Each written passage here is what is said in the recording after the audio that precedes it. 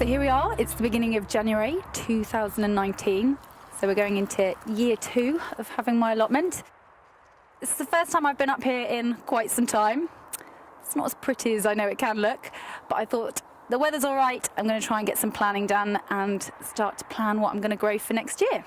So I've got my pad, I've got my pencils, and I'm going to try really hard to envisage what I'm going to do for this next year.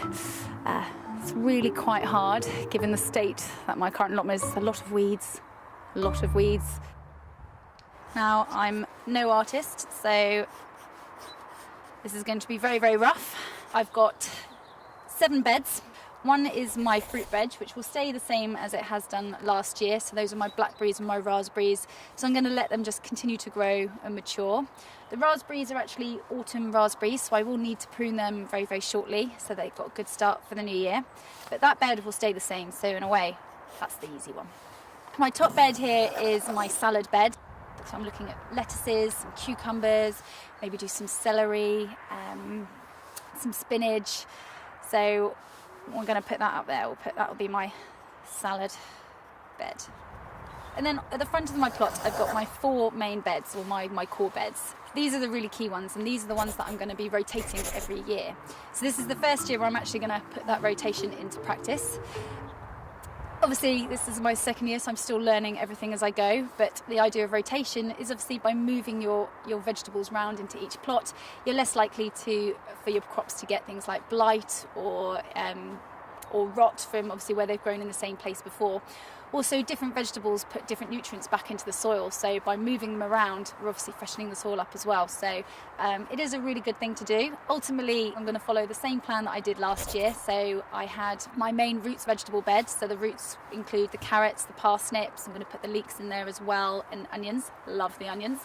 We'll have the brassicas bed as well. So my cabbages, cauliflower. I'm going to try some bok choy as well this year. Broccoli, Brussels sprouts. They'll go into there, and then we'll move it around so that we've got all the peas and the beans in the other as well. So the final bed will have my potatoes in, so I'm going to grow my first earlies, second early and main crop as well, so I have a continuous harvest of potatoes.